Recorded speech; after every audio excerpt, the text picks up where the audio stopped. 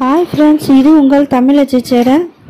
இப்போ ரீசெண்டாக வெளிவந்திருக்க பயங்கரமாக ஓடிக்கிட்டு இருக்க அனிமேஷன் படமாக இருந்தாலும் அடித்து தூள் கலப்புற ஒரு சூப்பரான படத்தை தான் எடுத்துகிட்டு வந்திருக்கேன். அதுதான் மகா அவதார் நரசிம்மா. சொல்லப்போனால் இந்த படத்தை பற்றி ஆல்ரெடி எல்லாருக்கும் தெரிஞ்சிருக்கலாம். தமிழ்லேயே கூட பழைய படங்கள் இதை வச்சு நிறைய எடுத்திருக்காங்க. நரசிம்மரோட முழு அவதாரத்தை தான் சொல்கிற படம் தான் இது. ஆனாலும் தெரிஞ்ச கதையாக இருந்தாலும் ரொம்ப அற்புதமாக அனிமேஷனில் நமக்கு கண்களுக்கு விருந்து கொடுக்குற வகையில் செம்மையாக எடுத்திருப்பாங்க. குழந்தைகள்லேருந்து பெரியவங்களை எல்லாரும் விரும்பி பார்க்குற அளவு இருக்குது. ஓகே, இப்போ வளவலன்னு பேசாமல் கதைக்குள்ள போயிடலாம். அதுக்கு முன்னாடி உங்களுக்கு ஒரு கொஸ்டின். எல்லாரும் எதுக்கு தூங்குறதுக்கு முன்னாடி குட் நைட் சொல்கிறாங்கன்னு தெரியுமா? அதுக்கான ஆன்சரை கமெண்ட்டில் சொல்லுங்கள். இதுவரை தமிழச்சி யூடியூப் சேனல் சப்ஸ்கிரைப் பண்ணாமல் இருந்தீங்கன்னா சப்ஸ்கிரைப் பண்ணிவிட்டு பாருங்கள். இந்த வீடியோவை எல்லாருக்கும் தாராளமாக ஷேர் பண்ணி விடுங்க. வாங்க வீடியோக்குள்ளே போகலாம். படத்தோட ஓப்பனிங் சீன்லேயே ஒரு முனிவர் தவம் பண்ணிகிட்ருக்காரு. அவருடைய மனைவி இரவு நேரத்தில் இந்த மாதிரி நம்ம 2 பேரும் இன்றைக்கி ஒன்று சேரலான்னு சொல்லும்போது, இல்லை இது சரியான தருணம் கிடையாது, இது நல்ல நேரம் இல்லை அப்படின்னு சொல்கிறாரு. அது மட்டும் இல்லாமல் பேய் பிசாசு அசுரர்கள்லாம் பயங்கரமாக வளம் வந்துக்கிட்டு இருக்க நேரம் இது, இந்த நேரத்தில் ஒன்று சேரக்கூடாது அப்படின்னு முனிவர் எவ்வளவோ எடுத்து சொல்லியும் இந்த மனைவி கேட்காம முனிவரை மயக்கி 2 பேரும் அன்றிரவே மகிழ்ச்சியாக இருக்காங்க. இப்போ மறுநாள் காலையில் முனிவர் எந்திரிச்ச உடனே தன்னுடைய மனைவியை பயங்கரமாக வைகிறாரு. நீ நேற்று செஞ்சது மிகப்பெரிய தப்பு, வற்புறுத்தி இது மாதிரி பண்ணியிருந்துருக்கக்கூடாது. இதனால் உனக்கு இப்போ நமக்கு பிறக்க போகிற குழந்தை 2 குழந்தையாக பிறக்கும். அது மட்டும் இல்லாமல் அந்த 2 குழந்தையும் மிகப்பெரிய அசுர குழந்தையாக பிறக்கும் அப்படின்னு சொல்கிறாரு. அந்த 2 குழந்தைகளும் மொத்த அசுர உலகத்துக்கே தலைவராகிறது மட்டும் இல்லாமல் இந்த உலகத்தில் மிகப்பெரிய மோசமான சம்பவங்களும் நடக்க போகுது அப்படின்றது அந்த முனிவர் முன்கூட்டியே சொல்கிறாரு. இப்போ அந்த முனிவர் சொன்ன மாதிரியே 2 குழந்தையும் பிறக்குது. இந்த 2 குழந்தைகள் பிறந்த உடனேயுமே அசுரகுலத்தோட முனிவராக இருக்கக்கூடிய ஆச்சாரியர்ன்றவர் இந்த குழந்தைய நம்ம எடுத்துகிட்டு போய் வளர்ப்போம், இந்த குழந்தைய மிகப்பெரிய வீரனாக்கி அசுரகுலத்துக்கே தலைவனாக்கலாம் அப்படின்னு ஒரு முடிவு எடுக்கிறாரு. அந்த 2 குழந்தைகளுக்கும் இரண்ய கசிபு இரண்ய சுபு அப்படின்னு பேர் வச்சு பயங்கரமாக வீரனாக வளர்த்துட்டு இருக்காரு. இந்த 2 இரண்யர்களும் மொத்த அசுரகுலத்துக்கே தலைவனாகணுங்கிறதுக்காக இந்த அசுரகுல குருவோட சேர்ந்து பயங்கரமான யாகங்கள் பண்ணிட்டு இருக்காங்க. இவங்க 2 பேரும் வளர வளர பயங்கரமான சக்திகளெல்லாம் சொல்லி கொடுத்து இந்த முனிவர் இவங்க 2 பேரையும் பயங்கரமான அசுரர்களாக பெரிய கொடியவர்களாக மாற்றுறாரு. இப்போ இந்த 2 இரண்யர்களும் தேவகுலத்துக்கு எதிராக சண்டை போடுறதுக்கு தயாராகிட்டாங்க. இப்போ அவங்க 2 பேரும் தேவகுலத்துக்கு எதிராக சண்டை போட கிளம்புறாங்க. இங்கே தேவ உலகத்தில் இருக்கக்கூடிய எல்லா தேவர்களும் விஷ்ணு பகவானை வணங்கிக்கிட்டு இயற்கையோட இயற்கையாக ரொம்ப அமைதியான சூழ்நிலையில் வாழ்ந்துட்டு இருக்காங்க. இப்போ இந்த 2 இரண்யர்களும் வந்து மொத்த இடத்தையும் அடித்து உடைச்சி இந்த தேவ உலகத்தில் இருக்கக்கூடிய தேவர்களெல்லாம் அவங்க கட்டுப்பாட்டுக்குள்ளே கொண்டு வந்துடுறாங்க. அவங்க எல்லாரையும் கைது பண்ணி இந்த இரண்யர்கள் சகோதரர்கள் 2 பேரும் அடிமையாக்கி மொத்த உலகத்தையும் அவங்களோட கட்டுப்பாட்டுக்குள்ளே கொண்டு வரதுக்கான எல்லா ஏற்பாடுகளையும் பண்ணிட்டு இருக்காங்க. இப்போ இவங்களை பூரா தயார் பண்ண அந்த அசுர குரு இருக்கார் இல்லையா, அவர் வந்து இவங்கள்ட்ட இந்த மாதிரி நீங்கள் எல்லாரையும் கைது பண்ணுறதுனாலே அடிமைப்படுத்துறதுனாலே ஒன்றும் ஆக போகிறதில்ல, அது நம்மளோட மிகப்பெரிய எதிரியாக இருக்கக்கூடிய விஷ்ணு பகவானை நீங்கள் அழிக்கணும், அவர் வெளியே வரும்போது அவரை கொல்லணும், அவரை கொன்னால் மட்டும்தான் நீங்கள் உலகத்தையும் ஆட்சி செய்ய முடியும் அப்படிங்கிற விஷயத்த இந்த அசுரர்கள் 2 பேர்கிட்ட சொல்கிறாங்க. இப்போ அந்த இரண்யகசிபுவோட தம்பி என்ன பண்ணுறான்னா, அண்ணா அந்த மாதிரி விஷ்ணு பகவானை வெளியே கூட்டிகிட்டு வந்தால் நம்ம கொன்னுடுறான், அதனால் விஷ்ணு பகவானை நான் எப்படியாவது வெளியே கூட்டிகிட்டு வந்த முயற்சி பண்ணுறேன், அதுக்கு என்கிட்ட பக்காவான ஒரு பிளான் இருக்குது. என்னன்னா விஷ்ணு பகவானை மனைவி பூமாதேவியை நம்ம தூக்கிட்டு வந்துடுவோம். அப்போ எப்படினாலும் விஷ்ணு பகவான் பூமாதேவியை காப்பாற்றுறதுக்காக வெளியே வருவார், அப்போ அவரை லாக் பண்ணி கொன்னுடலாம் அப்படின்னு பயங்கரமான ஒரு திட்டம் போடுறான் இந்த இரண்யகசிபுவோட தம்பி. இப்போ அவங்க அண்ணன் ஒரு விஷயத்த சொல்கிறாரு. இந்த மாதிரி நீ நினைக்கிற மாதிரி விஷ்ணு பகவான் சாதாரணமானவர் கிடையாது, அவர் எப்போ எது செய்வான்னு தெரியாது, அதனால் நீ எல்லா பக்கமும் உன்னோட பார்வை இருக்கணும், பூமாதேவியை கடத்தும் போது ரொம்ப கவனமாக செய்யணும், அப்படிங்கிறத சொல்கிறாரு. இப்போ இந்த இரண்யகசிபுவோட தம்பி இரண்யசுபு அந்த பூமாதேவியை கடத்திட்டு நடு கடலில் கொண்டு போய் அடைச்சி வச்சிடறான். இப்போ இந்த கடலுக்குள்ளே இருக்க பூமாதேவி விஷ்ணு பகவானை நினச்சி வேண்டுறாங்க, இந்த அரக்கன்கிட்ட இருந்து எங்களை எப்படியாவது காப்பாற்று விஷ்ணு பகவானேன்னு. இப்போ பூமாதேவியை எப்படியாவது காப்பாற்றணும் அப்படிங்கிறதுக்காக விஷ்ணு பகவான் ஒரு தும்மல் போடுறாரு. அந்த தும்மல்ல இருந்து ஒரு அவதாரம் வெளிவருது, அதுதான் வராகி அவதாரம். ஆமாங்க, பன்றி உருவத்தில் விஷ்ணு பகவான் ஒரு புதிய அவதாரம் எடுக்கிறாரு, அதுதான் வராகி அவதாரம். இப்போ இந்த வராகி அவதாரம் இரண்யகசிபுவோட தம்பி இரண்யசுபுவை கீழே இறங்கி ஆழ்கடலில் இறங்கி வந்து ஃபைட் பண்ணுறாரு. ஆனால் இந்த இரண்யசுபு பயங்கரமாக ஈக்குவலாக அந்த வராகிக்கு ஈக்குவலாக ஃபைட் பண்ணிகிட்ருக்கான். ஆனால் ஒரு பன்னிக்கு எப்படி இவ்வளோ சக்தி வந்துச்சு அப்படின்னு யோசிக்கிறியா? அப்போது டக்குன்னு இந்த வராகி அவதாரம் தன்னோட முழு சக்தியை பயன்படுத்தி இந்த இரண்யசுபுவை அழிச்சிடுது. இந்த ஃபைட்டு ரொம்பவே நல்லாயிருக்கும். இந்த மூவியில் இந்த ஃபைட்டு பார்க்குறதுக்காகவே இந்த மூவியை பார்க்கலாம். ரொம்ப சூப்பராக இந்த அனிமேஷனில் எடுத்திருப்பாங்க. இப்போ ஃபைட்டு முடிஞ்ச உடனேயும் நம்ம வராகி ஜெயிச்சிடுது. இப்போ பூமாதேவியை வராகி தூக்கிட்டு வந்து மேலே பத்திரமா இருந்த இடத்துலையே வச்சிடுறாங்க. இப்போ தேவர்கள் அனைவரும் நம்ம வராகி அவதாரமான விஷ்ணு பகவானை வழிபட ஆரம்பிக்கிறாங்க. இப்போ இந்த பக்கம் இரண்யகசிபு அவனோட தம்பிக்கு இறுதி சடங்கு பண்ணிக்கிட்டு இருக்கும்போது ஒரு சபதம் எடுக்கிறியான், இந்த மாதிரி என்னோட தம்பியை கொன்ன இந்த விஷ்ணுவை நான் சும்மா விட மாட்டேன், அவனோட குலத்தையே அழிக்காமல் நாசம் பண்ணாமல் நான் விட போகிறது கிடையாது, விஷ்ணுவை கொல்றது தான் என்னோட லட்சியம்னு ஒரு முடிவெடுக்கிறான். இப்போ இந்த இரண்யகசிபு தன்னோட ஆட்களை பூரா சேர்த்துக்கிட்டு அசுரர்களை பூரா கூட்டு சேர்த்துக்கிட்டு தேவர்குலத்தை பயங்கரமாக தாக்க முயற்சி பண்ணுறாங்க. பயங்கரமாக தாக்குதல் நடக்குது. இதில் பல உயிர்கள் பல சேதங்கள் ஏற்படுது. இப்போ தாங்க இரண்யகசிபுவோட மனைவி கயலுவை காட்டுறாங்க. அவங்க மனைவி ரொம்ப அழகாக இருக்காங்க. அவங்களும் மாசமாக வேற இருக்காங்க. ஆனால் தான் மனைவி மாசமாக இருக்கிறத பற்றி கூட கொஞ்சம் கூட யோசிக்காமல் இவன் இந்த தேவர்களுக்கு பூரா கொல்றதுலேயே குறியாக இருக்கான். அப்படியாவது விஷ்ணு பகவானை அழிச்சே தீரணும்னு சொல்லிட்டு பயங்கரமாக கோபத்தோட உக்கிரமாக சண்டை போட்டுக்கிட்டு இருக்கான் இந்த இரண்யகசிபு. இதை பூரா இந்த அசுரர்களோட குரு பார்க்குறாரு. அப்போ அந்த குரு ஒரு விஷயத்த இரண்யகசிபுட்ட சொல்கிறாங்க, இந்த மாதிரி நீ இப்போ எவ்வளோ முயற்சி பண்ணாலும் விஷ்ணுவை ஒன்றால் அழிக்க முடியாது, அதுக்கு நீ கடுமையான தவம் புரிஞ்சு வரங்களை வாங்கணும், அந்த கடவுளே உனக்கு என்ன வேணும்னு கேட்கும்போது நீ அழிவில்லாத ஒரு வரத்தை கேளு, அப்போ கண்டிப்பாக விஷ்ணுவை அழிச்சிடலாம், அதுக்கு நீ கடுமையாக தவம் புரி அப்படின்னு ஐடியா கொடுக்குறாரு இந்த குரு. இப்போ இதுதான் சரியான நேரம்னு நம்ம இரண்யகசிபுவும் தவம் இருக்கிறதுக்காக போகிறாங்க. அப்போ இரண்யகசிபுவோட மனைவி, இந்த நேரத்தில் நான் மாசமாக இருக்கும்போது நீங்கள் போகாதீங்கன்னு எவ்வளவோ சொல்லி தடுக்க பார்க்குறாங்க. இல்லை, நான் தவம் இருந்து பல வரங்களை வாங்க வேண்டியது இருக்குது அப்படின்னு சொல்லிட்டு மனைவியோட பேச்சையும் கேட்காம இரண்யகசிபு தவம் புரியறதுக்காக போயிடுறாங்க. இப்போதான் ஒரு பயங்கரமான விஷயம் நடக்குது. சொர்க்கலோகத்தில் இருக்கக்கூடிய இந்திர தேவர் இரண்யகசிபுவோட மனைவி கயலுவை தூக்கிட்டு தன்னோட சொர்க்கலோகத்துக்கு போயிடுறாரு. பக்கம் இரண்யகசிபு மலை உச்சியிலிருந்து கடுமையான தவத்தில் இருக்காரு. அதே சமயம் இரண்யகசிபுவோட மனைவி இந்த பக்கம் சொர்க்கலோகத்தில் ரொம்ப சந்தோஷமாக விஷ்ணு பகவானை வணங்கிக்கிட்டு வாழ்கிறாங்க. அது மட்டும் இல்லாமல் தனக்கு பிறக்க போகிற குழந்தை நல்ல குழந்தையாக இருக்கணுன்றதுக்காக நான் எல்லா முயற்சியும் இந்த இரண்யகசிபுவோட மனைவி பண்ணிகிட்ருக்காங்க. ஆனால் இந்த பக்கம் இரண்யகசிபு பயங்கரமாக தவம் பண்ணிகிட்ருக்காங்க. தனக்கு நிறைய சக்திகள் கிடைக்கணும் அப்படிங்கிறதுக்காக கடுமையான அதுக்காக உண்டான எல்லா வேலைகளையும் பார்த்துட்டு இருக்கான். இடி மின்னல் மழை வெயில்னு எது வந்தாலும் எதை பற்றியுமே கவலைப்படாமல் கடுமையான அவரோட தவத்தில் குறியாக இருக்கார். இந்த இரண்யகசிபுவோட பயங்கரமான தவத்தை மெச்சி கடைசியாக பிரம்மதேவர் இவரோட கண்ணு முன்னாடி தோன்றுறாரு. உடனே அந்த கடவுள் சொல்கிறாரு, இதுக்கு முன்னாடி இந்த மாதிரி கடுமையான தவம் இருந்த உன்னைய மாதிரி பக்தியாக இருக்கக்கூடிய ஆளை நான் பார்த்ததே கிடையாது, அதனால் உனக்கு என்ன வரம் வேணுமோ கேளு அப்படிங்கிறாரு.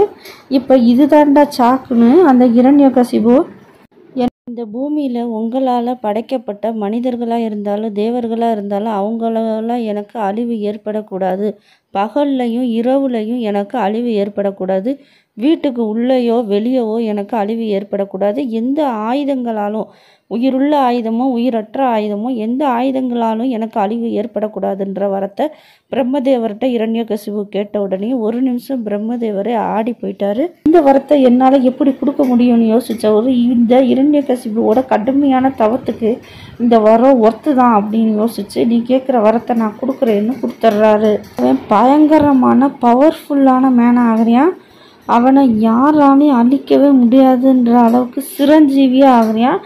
எடுத்த உடனே இந்திரலோகத்துக்கு தான் போகிறேன். தன்னுடைய மனைவியை தூக்கிட்டு வந்து இந்திரதேவரை அடின்னு அடிச்சுட்டு அங்கே இருக்க தேவர்களை பூரா அடித்து நொறுக்கிட்டு தும்சம் பண்ணிவிட்டு இடத்தைய நாஸ்தி பண்ணிவிட்டு தன்னோட மனைவியை திரும்ப கூட்டிகிட்டு போயிடுறேன். இந்த தேவர்கள் அனைவரையும் இந்த இரண்யகசிபு அடிமையாக்கிடுறேன். இனிமேல் நீங்கள் என்னைய தான் கும்பிடணும், நீங்கள் எல்லாரும் எனக்கு அடிமை அப்படின்னு இந்திரதேவர் முனக்கொண்டு மிரட்டிட்டு போயிடுறேன். இப்போ இரண்யகசிபுவோட மனைவிக்கு குழந்தை பிறக்குது. அந்த குழந்தைக்கு பிரகல்லாதன்னு பேர் வைக்கிறாங்க. இந்த குழந்தை தான் நம்ம படத்தோட ஹீரோ. ஒரு பக்கம் இரண்யகசிபு தன்னோட சக்தியால் மொத்த உலகத்தையும் தன்னோட கட்டுப்பாட்டுக்குள்ளே கொண்டு வந்து தன்னை வணங்குற அளவுக்கு மாற்றிட்டு, தன்னை வணங்காமல் விஷ்ணு பகவானை வணங்குறவங்கள சித்திரவதை பண்ணி கொடுமைப்படுத்திக்கிட்டு இருக்கான். இப்படி ஒரு கொடுமையான அரக்கனா இந்த உலகத்தையே ஆட்சி செஞ்சுட்டு இருக்கும்போது அவனுக்கு பிறந்திருக்க இந்த பிரகல்லாதன் குழந்தை கொஞ்சம் கொஞ்சமாக வளர்ந்துட்டே இருக்கான். ஆனால் சின்ன வயசுலேருந்து அவனோட யோசனை, அவனோட பார்வை எல்லாமே வித்தியாசமாக இருக்குது. விஷ்ணு பகவானை மட்டுமே தன்னோட தெய்வமாகவும் விஷ்ணு பகவானை நோக்கியே இவனோட பயணம் போய்கிட்டு இருக்கு. இந்த பிரகல்நாதன் என்னதான் ஒரு அசுரனுக்கு மகனாக இருந்தாலும் விஷ்ணு பகவானை தான் வணங்க ஆரம்பிக்கிறேன். விஷ்ணு பகவானை தான் தன்னோட கடவுளை நினச்சி மானசீக குருவாகவும் நினச்சி வணங்கிக்கிட்டு இருக்கான். இப்போ பிரகல்லாதருக்கு 5 வயசு ஆகுது. அப்போ அவரோட அப்பா இரண்யகசிபு பிரகல்லாதனை கூப்பிட்டு இந்த மாதிரி நீ நடந்துக்கிறணும், இது மாதிரி செய்யணும்னு பேசிக்கிட்டு இருக்கும்போது, இப்போ பேசும்போது நம்ம பிரகல்லாதனும் மனசை விட்டு அவங்க அப்பா செய்கிற தவறை பூரா சுட்டி காட்டி இந்த மாதிரி நீங்கள் செய்யக்கூடாதுங்கிறத சொல்கிறேன். அது மட்டும் இல்லாமல் நம்ம விஷ்ணு பகவானை எதிரியாக இல்லை கடவுளாக தான் பார்க்கணுங்கிறது அவங்க அப்பாவுக்கே புரிய வைக்கிறாரு அறிவுரை சொல்லி. உடனே இந்த இரண்யகசிபு வேகமாக கோபம் வந்துடுது. இப்போ அசுரர்களுக்கு குருவாக இருக்கக்கூடிய இவரை கூப்பிட்டு, என்னோட மகன் பிரகல்லாதனை எப்படியாச்சும் மனசை மாற்றுங்க. இவன் எப்போ பார்த்தாலும் விஷ்ணுவோட பேரையே சொல்லிக்கிட்டு இருக்கேன், விஷ்ணுவை கடவுள்னு சொல்கிறேன், அவன் வாயாலே விஷ்ணு ஒரு எதிரின்னு சொல்ல வைங்க அப்படின்னு சொல்லிட்டு அனுப்பி வைக்கிறியா அந்த பிரகல்லாதனை. ஆனால் இந்த அசுரர்களோட குரு எவ்வளவோ சொல்லி கொடுக்குறாங்க இந்த மாதிரி விஷ்ணுவை வணங்காத அப்படின்னு. ஆனால் நம்ம பிரகல்லாதன் அதை எதையுமே காதில் வாங்காமல் அவங்களுக்கே புத்திமதி சொல்லிக்கிட்டு பிரகல்லாதன் அவரோட நாமத்தில் கூட விஷ்ணுவோட நாமத்தை எந்நேரமும் உச்சரித்துக்கிட்டு சாதாரண பிரகல்லாதன் பக்த பிரகல்லாதனாக மாறுறான். இதெல்லாம் கவனிச்சுக்கிட்டே இருக்க அவன் கூட படிக்கிற மற்ற மாணவர்கள் பூரா, நம்மளாம் அசுரர்கள், நீ என்னடானா நம்ம தேவர்களில் இருக்கக்கூடிய விஷ்ணு பகவானை எதுக்கு எப்போ பார்த்தாலும் வணங்குற, அவரை பற்றியே சொல்லிக்கிட்டு இருக்க, நம்ம விஷ்ணு பகவான் எதிரி அப்படின்னு சொல்லும்போது இந்த பிரகல்லாதன் அவங்க எல்லாருக்கும் ஒரு விஷயத்தை புரிய வைக்கிறாரு. விஷ்ணு பகவானை பற்றின நல்ல ஸ்டோரிஸு, அவரோட வரலாறு எல்லாத்தையும் எடுத்து சொல்லிகிட்டு இருக்கான் அந்த பிரகல்லாதன். இப்போ இந்த பிரகல்லாதன் சொல்கிறது எல்லாத்தையும் கேட்டுக்கிட்டு இருக்க இந்த மாணவர்களோட ஒருத்தனாக இருக்கக்கூடிய அவனை ஒரு சீனியர்னு வச்சுக்கிறோம். பிரகல்லாதா, நீ சொல்கிறது சரியே கிடையாது, விஷ்ணு பகவான் நம்ம எதிரி தான், இங்கே வா நான் உனக்கு ஒன்று காட்டுறேன் அப்படின்னு சொல்லிட்டு கூப்பிட்டு போய் அப்போ அந்த இடத்துல யாரெல்லாம் விஷ்ணு பகவானை வணங்குறாங்களோ இரண்யகசிபுவை வணங்காமல் இருக்காங்களோ அவங்கள பூரா அடித்து கடுமையாக துன்புறுத்திக்கிட்டு இருக்காங்க. அது மட்டும் இல்லாமல் இந்த தேவர்கள்லாம் விஷ்ணுவை வணங்குறதுனால அவங்களுக்கு பூரா கடுமையான தண்டனையும் கொடுத்துட்ருக்காங்க. இதை பூரா இந்த சீனியர் பையன் நம்ம பிரகல்லாதனுக்கு காட்டுறான். இது மாதிரி நிலைமை தான் உனக்கும் ஏற்படும், அதனால் நீ விஷ்ணுவை கும்பிடாத அப்படிங்கிறத சொல்கிறேன். ஆனால் நம்ம பிரகல்லாதன் அதை பற்றிலாம் கவலைப்படாமல், இவங்கெல்லாம் ஏன் இவ்வளோ கஷ்டப்பட்டுக்கிட்டு இருக்காங்க, இவங்களுக்கு விடுதலையே கிடைக்காதா, நான் வணங்குற இந்த விஷ்ணு பகவானுக்கு என்னோட பக்தி போய் சேராதா அப்படின்னு கண் கலங்கி போய் நிற்கிறாரு நம்ம பிரகல்லாதன். இப்போ அதே சமயம் அந்த சீனியர் பையன் நம்ம பிரகல்லாதன்ட்ட, இதை பாரு, நீ என்ன தான் விஷ்ணு பகவானை கும்பிட்டாலும் அவர் எவ்வளோ பெரிய தெய்வமாக இருந்தாலும் நீ கும்பிடுறதுலாம் அவர் காதுக்கு விழுகாது. ஏன்னா நம்மளாம் அசுரர்களை தேவர்களுக்கு கண்டிப்பாக பிடிக்காது. அதனால் விஷ்ணு பகவான் நீ கும்பிடுறதையோ நீ வேண்டுறதையோ ஏற்றுக்க மாட்டார் அப்படிங்கிறத சொல்லவும் நம்ம பிரகலாதனுக்கு ரொம்ப மனசு கஷ்டமாயிருது. ரொம்ப மனசு உடைஞ்சு போயிடுறேன். இப்போ நம்ம பிரகலாதனோட கையில் ஒரு தாமரைப்பூ வருது. அதை பார்க்கும்போது அவன் ஒன்று புரிஞ்சுக்கிறான், நம்மளோட பக்தி விஷ்ணு பகவானுக்கு போய் சேர்ந்துருக்கு அப்படிங்கிறத. இப்போ இதை நல்லாவே புரிஞ்சுக்கிற நம்ம பிரகலாதன் தீவிரமான விஷ்ணு பக்தராக மாற ஆரம்பிக்கிறாரு. இப்போ எல்லா பாடத்தையும் முடிச்சுட்டு மறுபடி பிரகலாதன் அவரோட அரண்மனைக்கு வர்றாரு. உடனே தன்னோட மகன் பிரகலாதன் வந்த உடனே இரண்யகசிபு பாசமாக கூப்பிட்டு, என்ன பிரகலாதா, நல்லா எல்லா குருக்குள்ள படிப்பை முடிச்சிட்டியா? உன்னுடைய குரு என்ன சொல்லி கொடுத்தாரு அப்படின்னு சொல்லி கேட்கும்போது, ஆமாப்பா, நம்ம குரு நல்லா தான் சொல்லி கொடுத்தாரு. நம்மளோட பரம எதிரி விஷ்ணு பகவான் தான் அப்படின்னு சொன்னார். இப்போ தான்டா கரெக்டாக சொல்கிறப்பா, அது சரி கிடையாது. நம்மளோட எல்லா செயல்களுக்கும் காரணம் விஷ்ணு பகவான் தான். நம்ம விஷ்ணு பகவானை எதிரியாக நினைக்கிறதுக்கு காரணம் கூட அவர் எதிரி கிடையாது. நமக்குள்ளே இருக்கக்கூடிய கோபம் வன்மத்தால் தான் நம்ம விஷ்ணுவை எதிரியாக நினைக்கிறோம். அவர் உண்மையிலே மிகப்பெரிய கடவுள் அப்படிங்கிறத பிரகலாதன் அப்பாட்ட சொன்ன உடனேயும் இப்போ அவங்க அப்பா இரண்யகசிபுக்கு பயங்கரமாக கோவம் வந்துருச்சு. டே பிரகலாதா, நான் உனக்கு என்ன சொல்லி கொடுத்தேன்? நீ என்ன செஞ்சிட்ருக்க? எதை நீ படிச்சுட்டு வந்திருக்க? நம்ம விஷ்ணு பகவானை கண்டிப்பாக எதிரியாக தான் பார்க்கணும். அவன் நம்மளோட பரம எதிரி அப்படின்றத இரண்யகசிபு மகன்கிட்ட ரொம்ப தீவிரமாக சொல்ல முயற்சி பண்ணும்போது, இல்லைப்பா, நீங்கள் சொல்கிறது சரியே கிடையாது. எல்லாத்துக்கும் இந்த உலகத்தில் நடக்கக்கூடிய எல்லா விஷயத்துக்கும் எல்லா நிகழ்வுகளுக்கும் விஷ்ணு தான் காரணம் அப்படிங்கிறத பிரகலாதன் அப்பாட்ட சொல்கிறியான். அப்பா, நான் சொல்கிறது இன்னும் உங்களுக்கு புரியலையா? இந்த பிறவியில் வேணால் நீங்கள் என்னோட அப்பாவாக இருக்கலாம். ஆனால் இந்த பிறவி, அடுத்த பிறவி, முற்பிறவி, இனிமேல் இருக்கக்கூடிய அனைத்து வாழ்க்கையிலையும் எல்லாருக்கும் ஒரே கடவுள், ஒரே அப்பா அப்படின்னா விஷ்ணு பகவான் தான் அப்படிங்கிறத தீர்க்கமான முடிவில் நம்ம பிரகலாதன் அவங்க அப்பா இரண்யகசிபுகிட்ட சொல்கிறேன். இப்போ இரண்யகசிபுக்கு பயங்கரமாக கோபம் வந்துடுது. அதனால் அந்த கோட்டையில் இருக்க எல்லார் முன்னாடியும் அந்த இரண்யகசிபு தன்னோட மகனோட பார்க்காம இந்த அசுர குலத்துக்கே கேவலம் இழிவாக இருக்கக்கூடிய இந்த பிரகலாதனை கொன்றுங்க அப்படின்னு ஆணையிடுறாரு. உடனே இந்த விஷயம் தெரிய வந்த பிரகலாதோட அம்மா வந்து கதறாங்க, என் மகனை இப்படி பண்ணாதீங்க, நம்ம மகன் ஒத்த மகன், இவனை ஏன் இது மாதிரி பண்ணுறீங்கன்னு கதறுன்னு கதறாங்க. ஆனால் இந்த பிரகலாதனோட அப்பா இரண்யகசிபு எதையுமே கேட்குறதா இல்லை. இப்போ பிரகலாதனோட அம்மா, எனக்கு இவனை 5 வயசு தான் ஆகுது, நான் வேணா இவனுக்கு சொல்லி புரிய வைக்கிறேன், உங்களை கடவுளாக நினச்சி வணங்க சொல்கிறேன் அப்படின்னு சொல்கிறாங்க. ஆனால் அப்பையும் அந்த பிரகலாதன் விஷ்ணு பகவானை தான் கடவுள்னு சொல்கிறேன்.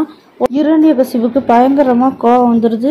அங்கே இருக்கக்கூடிய மிகப்பெரிய அரக்கனாக இருக்கக்கூடிய ஒருத்தவன்ட்ட கையில் ஒரு கோடாரியை கொடுத்து பிரகலாதனை வெட்டுன்னு சொல்லி அனுப்புகிறான். இப்போ அந்த அரக்கனும் பிரகலாதன்கிட்ட வந்து பிரகலாதனை குறி வச்சு ஒரே போட போகிறான். ஆனால் இப்போ தான் ஒரு அதிசயம் நடக்குது. இந்த அரக்கன் கோடாரியை வச்சு அடிக்கும்போது அந்த பிரகலாதன் மேலே ஒரு கீறல் கூட உழுகலை. அதுக்கு மாறா அந்த அரக்கன் மேலேயும் அந்த கோடாரி பட்டு அந்த அரக்கன் 2 துண்டா வெட்டப்பட்டு விழுந்து சாவுறான். இப்போ தான் ஒரு விஷயம் இந்த இரண்யகசிபுக்கு புரியுது. விஷ்ணு பகவான் மேலே இருந்து நம்ம மகனை காப்பாற்றிட்டு இருக்கான் அப்படிங்கிறது. பிரகலாதனுக்கு அடுத்த தண்டனையை கொடுக்குறியா இந்த இறக்கமே இல்லாத இரண்யகசிபு. இப்போ மொத்த ஊரையும் சுற்றி நிற்க வச்சு மொத்த ஊருக்கு முன்னாடி இந்த பிரகலாதன் 5 வயசு சின்ன குழந்தைங்க, அந்த பால்மனம் மாறாத அந்த குழந்தைய நிற்க வச்சு சங்கிலியால் கொடூரமாக கட்டி போட்டு பயங்கரமான காட்டு யானை, மதம் பிடிச்ச யானையை விட்டு மிதிக்க வச்சு சாவடிக்கலான்னு நினைக்கிறியா?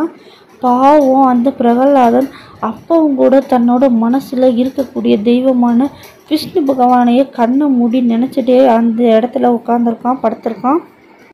இப்போ பயங்கரமான சீனு. 2 மதம் கொண்ட யானைங்க, 2 மதம் கொண்ட யானை நம்ம குட்டி பிரகலாதனை மிதிக்கிறதுக்காக வருது. ஆனால் அப்போ ஒரு மிகப்பெரிய அதிசயம் நடக்குது. அந்த 2 மதம் கொண்ட யானையும் பிரகலாதனை கொல்றதுக்கு மாறா அவனை சுற்றி வலம் வந்து வணங்கிட்டு அங்கே இருந்து போகிறது. இதை பார்க்குற இரண்யகசிபுக்கு தலையே குழப்புது. இங்கே என்ன தான் நடந்துட்டு இருக்குன்னு யோசிக்கிறியா? நம்மளால் ஒரு 5 வயசு பையனை கொல்ல முடியலையா? இந்த உலகத்துக்கு ஒரு ராஜாவாக இருக்க நம்ம 5 வயசு பையனை கொல்ல முடியலையா? இதுக்கு நம்ம ஏதாவது ஒரு சூழ்ச்சி பண்ணியே ஆகணும்னு முடிவு பண்ணுறேன் இந்த கேவலமான இரண்யகசிபு. இப்போ இந்த இரண்யகசிபு அவன் தங்கச்சியை உதவி நாடி போகிறான். அவங்க தங்கச்சி சாதாரணமானவ கிடையாதுங்க, பயங்கரமான நெருப்பு அரக்கி. அவள்கிட்ட போய் இந்த மாதிரி நான் என்னோட மகன் பிரகல்லாதனை உன்கிட்ட போடுவேன், நீ அவனை எப்பேற்பட்ட சூழ்நிலையாவது எந்த காரணத்தை கொண்டும் வெளியே விட்டுறாத, இறுக்கி உன் மடியில் பிடிச்சிக்கோ, அவன் சாகணும் அப்படிங்கிறத சொல்லிட்டு போகிறேன். அதுக்கு இந்த இரக்கமற்ற அரக்கியும் சம்மதிக்கிறா. இப்போ ராத்திரி ஒரு காட்டுக்குள்ளே வச்சு பிரகல்நாதனை இழுத்துட்டு போகிறான். நெருப்பில் போடுறதுக்காக கூட்டு போகும்போது தான் ஒரு விஷயம் நான் பிரகல்லாதனுக்கு புரியுது. நம்ம அப்பா இரண்யகசிபு தங்கச்சியான நெருப்பறைக்கியை கூட்டிகிட்டு வந்திருக்காங்க அப்படிங்கிறது. வேணாம்ப்பா, நீங்கள் செய்கிறது சரி கிடையாது, உங்கள் தங்கச்சி நெருப்பறைக்கி உயிருக்கும் இதனால் ஆபத்து ஏற்படும் அப்படின்றத பிரகல்லாதன் சொல்கிறேன். ஆனால் இந்த இரண்யகசிபு எதையுமே கேட்காம தீக்கு நடுவில் இந்த பிரகல்லாதனை விட்டுடுறான். விட்ட உடனேயும் இந்த நெருப்பறைக்கி பிரகல்லாதனை இறுக்கமாக பிடிச்சி சாவடிக்கலாம் நெருப்புலன்னு பார்க்குறா. இப்போ நேரம் ஆக ஆக இரண்யகசிபுவோட தங்கச்சி இறுக்கமாக பிரகல்லாதனை பிடிச்சிட்டு இருக்கும்போது பிரகல்லாதனுக்கு உடம்புல ஒரு துளி கூட நெருப்பு படவே இல்லை. ஆனால் அதுக்கு மாறா இந்த இரண்யகசிபுவோட தங்கச்சி நெருப்பு ராட்சசிக்கு உடம்பெல்லாம் எரிய ஆரம்பிக்குது. அவள் உடம்புலையே அவளோட நெருப்பே பட்டு அவள் இறந்துடுறா. இப்போ பிரகல்லாதன் தான் அப்பா கிட்ட வந்து, அப்பா நான் சொல்கிறது இப்போயாவது கேளுங்க, விஷ்ணு பகவானை மன்னிப்பு கேட்டு வணங்க ஆரம்பிங்க, அவர் தான் மிகப்பெரிய கடவுள்ன்றத சொல்கிறான். ஆனால் இன்னமும் கோபமான இரண்யகசிபு மகனை கொல்றதுக்கு இன்னொரு திட்டத்தை போடுறான். அது என்னன்னா, மலையிலேருந்து இந்த பிரகல்லாதனை கீழே தள்ளி விடுறது தான். அப்போ 2 அசுரர்களை அனுப்பி இந்த இரண்யகசிபு தன்னோட மகனை மலையிலேருந்து தள்ளி விட சொல்கிறாங்க. ஆனால் அவங்களுக்கு மனசே வரல, இந்த 5 வயசு குழந்தைய எப்படி நம்ம மலையிலேருந்து தள்ளி விட்டு கொள்றதுன்னு யோசிக்கிறாங்க. ஆனால் இந்த பிரகல்லாதன் சிரிச்சுக்கிட்டே, நீங்கள் எதை பற்றியும் கவலைப்படாதீங்க, நீங்கள் என்னோட அப்பாவோட உத்தரவை மீறினீங்கன்னா உங்களுக்கு தான் ஆபத்து, அதனால என்னைய மலையிலேருந்து தள்ளி விட்டுருங்க, நான் இறந்தாலும் கூட என்னோட உடலுக்கு தான் அழிவை தவிர என்னோட ஆன்மாவுக்கு என்றைக்குமே அழிவு கிடையாது, அதனால் என்னோட ஆன்மா எப்பயுமே விஷ்ணு பகவானை நினச்சி வேண்டிக்கிட்டே தான் இருக்கும் அப்படின்னு சொல்கிறத கேட்டு இந்த அரக்கர்கள் 2 பேரும் இந்த சின்ன வயசில் இவனுக்கு இவ்வளவு ஞானம் எப்படி வந்துச்சுன்னு யோசிக்கிறாங்க. ஆனால் வேறு வழி இல்லாமல் இரண்யகசிபுவோட முடிவை ஏற்றுக்கிட்டு நம்ம பிரகல்லாதனை மலையிலிருந்து தள்ளி விட்டுடுறாங்க. அவ்வளோதாங்க, தள்ளி விட்டுட்டு இவங்க 2 பேரும் மலையிலேருந்து கீழே இறங்கி வர்றதுக்குள்ளே நம்ம பிரகல்லாதனை விஷ்ணு பகவானை காப்பாற்றி பத்திரமாக மலையிலேருந்து இறக்கி வச்சிடுறாரு. இதை பார்த்துட்டு இந்த 2 அசுரர்களும் பயங்கரமாக ஆச்சரியமடைகிறாங்க. அது மட்டும் இல்லாமல் இரண்யகசிபுவுக்கு பயங்கரமாக கோபம் வருது. அதே சமயம் இது அதிசயமான நிகழ்வாகவும் தெரியுது. ஏன்னா 1 தடவை 2 தடவை இல்லைங்க, 4 தடவை இரண்யகசிபு போட்ட திட்டம் ஃபெயிலியர் ஆகிருக்கு. 4 தடவை நம்ம பிரகல்லாதன் தப்பிச்சிருக்காரு மரண பிடியிலேருந்து. இப்போ கடைசியாக இரண்யகசிபு பயங்கரமான ஒரு யோசனை பண்ணுறாரு. இந்த பிரகல்லாதனை கல்லை கட்டி கடலில் போட்டால் யார் காப்பாற்றுவா அப்படின்னு சொல்லிட்டு பிரகல்லாதனை கல்லை கட்டி கடலில் நடுக்கடலில் தூக்கி போட்டுடுறாங்க. ஆனால் பிரகல்லாதன் இறக்குற தருவாய்க்கு போயிடுறான், ஆழ்கடலுக்கு போயிடுறான். நமக்கே கூட பிரகல்லாதன் இறந்துருவானான்னு தோன்ற சமயத்தில் இப்போ கடற்குள்ளேருந்து வருண பகவானே எந்திரிச்சு வந்து பிரகல்லாதனை அலையக்கா தூக்கிட்டு வந்து கரையில் விட்டுடுறாங்க. அப்போ நம்ம பிரகல்லாதன் வருண பகவானை பார்த்து, எனக்கு ஏன் இன்னும் விஷ்ணு பகவான் காட்சி அளிக்க மாட்டாரு, நான் அசுர குலத்தில் பிறந்தனால என்னை ஒதுக்கி வச்சுட்டாரா அப்படின்னு கேட்குறாரு. இப்போ டக்குன்னு பார்த்தா விஷ்ணு பகவானோட கையில் தான் அந்த பிரகல்லாதன் இருக்கான். ஆமாங்க, நம்ம பிரகல்லாதனுக்கு விஷ்ணு பகவான் கடைசி காட்சி கொடுக்குறாரு. இப்போ இதே சந்தோஷத்தோட அரண்மனைக்கு மறுபடியும் பிரகல்லாதன் வரும்போது, இவன் மறுபடியும் எப்படி வந்தையானா அவங்க அப்பா ஆச்சரியத்தோட பார்க்குறாரு. இவன் என்ன பண்ணாலும் இவன் சாக மாட்டானே, என்ன பண்ணுறது அப்படின்னு சொல்லிட்டு அவங்க அப்பா யோசிக்கிறாரு. அப்போ இந்த பிரகல்லாதன் என்ன சொல்கிறான்னா, அப்பா இப்போயாவது புரிஞ்சுக்கோங்க, இங்கே நீங்கள் எது பண்ணாலும் என்னைய சாகடிக்க முடியலைன்னா என்ன அர்த்தம், இங்கே நடக்கிற ஒரு நிகழ்வையும் விஷ்ணு பகவான் கவனிச்சுட்டு தான் இருக்காரு. நம்மளோட கடவுள் விஷ்ணு பகவான் தான் அப்படிங்கிறத தெளிவாக சொல்கிறேன் அந்த பையன். அவ்வளோதாங்க, நம்ம இரண்யகசிபுக்கு பயங்கரமாக கோவம் வந்துடுது. நீ சொல்கிறியா அந்த விஷ்ணு பகவான் அவன் எங்கேயோ ஒளிஞ்சிட்டு தான் இருக்கான். இன்னி வரை அவன் என் கண்ணு முன்னாடி வந்து நின்னது கிடையாது. நீ இவ்வளோ தூரம் வணங்கிட்டுருக்கியே, அந்த விஷ்ணு பகவான் எங்கே தான் இருக்கான் சொல்லு பார்ப்போம். அவன் ஒரு பயந்தாங்குள்ளி எங்கேயோ போய் ஒளிஞ்சுக்கிட்டு இருக்கான் அப்படின்னு பிரகலாதனை பார்த்து இந்த இரண்யகசிபு பயங்கரமாக பேசுகிறான். அதுக்கு பிரகலாதன் ஒன்றுமே அழட்டிக்காமல், அப்பா உங்களுக்கு ஒரு விஷயம் புரியலை, இந்த விஷ்ணு பகவான் எல்லா இடத்துலையும் இருப்பார், அவர் இல்லாத இடமே கிடையாது, தூணுலையும் இருப்பார், துரும்புலையும் இருப்பார் அப்படின்னு சொல்ல உடனே இந்த அசுரனான இரண்யகசிபு டக்குன்னு, ஓ அப்படியா, அப்போ நீ சொல்கிற அந்த விஷ்ணு பகவான் இந்த தூணில் இருக்காரான்னு பார்ப்போம், அப்படி இல்லை அப்படின்னா என்னோட கத்தியாலேயே நான் மகன்னு கூட பார்க்காம உன் தலையை வெட்டிடுவேன் அப்படிங்கிறையான். என்னமோ இவ்வளோ நேரம் மகன்னு பார்த்துக்கிட்டு இருந்த மாதிரி இப்படி பேசிக்கிட்டே பயங்கரமான கோபத்தில் அந்த கோட்டையில் இருக்க ஒரு தூணை இரண்யகசிபு வெறியோட உடைக்கிறியான். இப்போ அந்த கோட்டையில் ஒரு பயங்கரமான நில அதிர்வு ஏற்படுது. எல்லாரும் என்னான்னு பார்க்குறதுக்குள்ள அந்த இரண்யகசிபு உடைச்ச அந்த தூண் மட்டும் இடிஞ்சுக்கிட்டு ரெண்டாக பழக்குது. உள்ளேருந்து ஒரு பயங்கரமான உருவம் வெளியே வருது. ஆமாங்க, அதுதான் இவ்வளோ நேரம் நம்ம எதிர்பார்த்துக்கிட்டு இருந்த நரசிம்ம அவதாரம், விஷ்ணு பகவானோட அவதாரம். இப்போ அப்படியே வெளியே வந்த நரசிம்ம பகவான், இன்னைக்கு உன்னோட நாள் முடிய போகுது, இந்த நாளுக்காக தானே நீ காத்துக்கிட்டு இருந்த அப்படின்ற மாதிரி சொல்கிறாரு இரண்யகசிபுவை பார்த்து.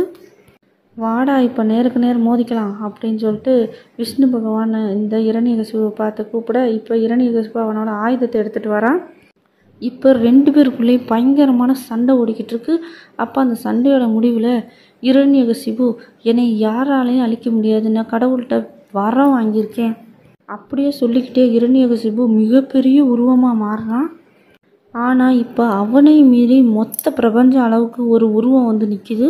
ஆமாங்க, அதுதான் நம்ம விஷ்ணு பகவான். விஷ்ணு பகவானோட கையில் இந்த இரண்யகசிபு ஒரு சின்ன எறும்பு மாதிரி இருக்கான். இப்போவாச்சும் புரிஞ்சுக்கோடா, இங்கே எல்லாமே நான் தான் அப்படிங்கிறத விஷ்ணு பகவான் சொல்லாமலே சொல்கிறாரு. இப்போ விஷ்ணு பகவானோட கையில் இருக்கக்கூடிய இரண்யகசிபு மேலேருந்து கீழே குதிச்சிட்றான். குதித்த உடனேயும் இப்போ அங்கே இரண்யகசிபுவை கொல்றதுக்கு ரெடியாக இருக்கக்கூடிய நரசிம்மர், உன்னோட முடிவு நெருங்கிருச்சு அப்படின்னு சொல்லிட்டு மேலே பார்க்குறாரு. சூரியன் கொஞ்சம் கொஞ்சமாக இறங்கிக்கிட்டு இருக்கு. சாயங்கால வேலை வருது. இப்போ இந்த இரண்யகசிபுவை தரன்னு நரசிம்மர் இழுத்துட்டு போகிறாரு. அப்பையும் கூட இந்த இரண்யகசிபு கொழுப்படங்காமல், உங்களால் என்னையோ கொல்ல முடியாது, என்னைய பகல் இரவு நிலம் ஆகாயம் உயிருள்ள ஆயுதமாக இருந்தாலும் சரி, உயிரற்ற ஆயுதமாக இருந்தாலும் சரி, என்னால் அழிக்கவே முடியாது என்னைய அப்படின்றத சொல்கிறியான். இப்போ நரசிம்மர், இங்கே வாடா கண்ணா, இப்போ நீ என்ன சொன்ன, இரவும் இல்லை பகலும் இல்லாத சமயத்தில் தானே நான் இப்போ உன்னை கொல்ல போகிறேன். அங்கே பாரு, சூரியன் கொஞ்சம் கொஞ்சமாக அஸ்தமனமாகிக்கிட்டு இருக்கு. இப்போ இரவும் கிடையாது பகலும் கிடையாது. இப்போ நீ கோட்டைக்கு உள்ளேயும் இல்லை கோட்டைக்கு வெளியும் இல்லை, நீ நிலப்படியில் இருக்க. நீ இப்போ ஆகாயத்துலேயும் இல்லை நிலத்து மேலேயும் இல்லை, நீ இப்போ என் மடியில் இருக்க. அது மட்டும் இல்லாமல் உன்னை கொல்ல போகிறது ஒரு உயிருள்ள ஆயுதமும் கிடையாது, உயிர் அற்ற ஆயுதமும் கிடையாது. சொல்லப்போனால் இது ஆயுதமே கிடையாதுடா, என்னோட நகம், அதை வச்சு தாண்டா நான் உன்னைய கொல்ல போகிறேன் அப்படின்னு சொல்லிட்டு இரண்யகசிபுவை தன்னோட மடியில் வச்சு கூர்மையான நகத்தை வச்சு வயிற்றை கிழிச்சு குடலை மாலையாக போட்டுக்கிட்டு நிற்கிறாரு நரசிம்மர். இப்போ இரண்யகசிபு ஃபைனலி இறந்துட்டான். இப்போ இந்த இரண்யகசிபுவோட ஆத்மாவும் நரசிம்மருக்குள்ளே ஐக்கியமாயிருது. ஆமாங்க, அதுதான் விஷ்ணு பகவானோட சிறப்பு. நம்ம கடவுளை வணங்கணும் அப்படின்னா நம்மளை அழிக்கிறதுக்கு பதிலாக நம்ம தவறு பண்ணோம்னா ஆட்கொள்வார், நம்மளை திருத்துறதுக்கான வழியை தான் கடவுள் செய்வார். இதுதான் இந்த கதையோட தாற்பயம். ஆனால் இப்போ என்ன நடக்குதுன்னா, இந்த அரக்கனை கொன்னதுக்கப்புறமும் கூட நம்ம நரசிம்ம பகவானுக்கு கோபம் அடங்கவே இல்லை. இப்போ இதெல்லாம் பார்த்துட்டு இருக்க நம்ம பக்த பிரகலாதன், நரசிம்ம பகவானே நீங்கள் எனக்காக வந்திருக்கீங்க, தயவு செஞ்சு உங்களோட கோபத்தை தணிச்சுக்கோங்க அப்படின்னு சொல்லிட்டு கையெடுத்து கும்பிட்றாரு. இப்போ உடனே நரசிம்மர் அவரோட கோபத்தை தணிச்சு விஷ்ணுவாக மாறுறாரு. விஷ்ணுவாக மாறி, நீ எதை பற்றியும் கவலைப்படாத பிரகலாதா, ஒன்று மாதிரி ஒரு பக்தனை நான் இந்த உலகத்தில் பார்த்ததே கிடையாது, நீ இனிமேல் கடவுளாக திகழ்வ அப்படின்னு சொல்லிட்டு விஷ்ணு பகவான் அவனை கடவுளாக மாற்றிட்டு இப்போ விஷ்ணு பகவான் அங்கேருந்து கிளம்புறாரு. அது மட்டும் இல்லாமல் அடுத்து பரசுராமராக நான் அவதாரம் செய்ய போகிறேன் அப்படிங்கிற ஒன்றையும் சொல்லிட்டு போகிறாரு. அதாங்க அடுத்து இந்த படத்தோட பார்ட் 2 வரப்போகுதுன்னு நினைக்கிறேன். ஓகே, இதோட இந்த கதை முடியுது. எப்படி இருந்துச்சு இந்த கதைங்கிறத நீங்கள் கமெண்ட்டில் சொல்லுங்கள். நான் உங்களுக்கு ஆரம்பத்துலேயே ஒரு கொஸ்டின் கேட்டிருந்தேன், தூங்குறதுக்கு முன்னாடி எதுக்காக நம்ம குட் நைட்னு சொல்கிறோம்னு. அதுக்கான ஆன்சரை கமெண்ட்டில் சொல்லுங்கள். இதுவரை தமிழச்சி யூடியூப் சேனல் சப்ஸ்கிரைப் பண்ணாமல் இருந்தீங்கன்னா சப்ஸ்கிரைப் பண்ணிடுங்க. ஓகே, பாய்.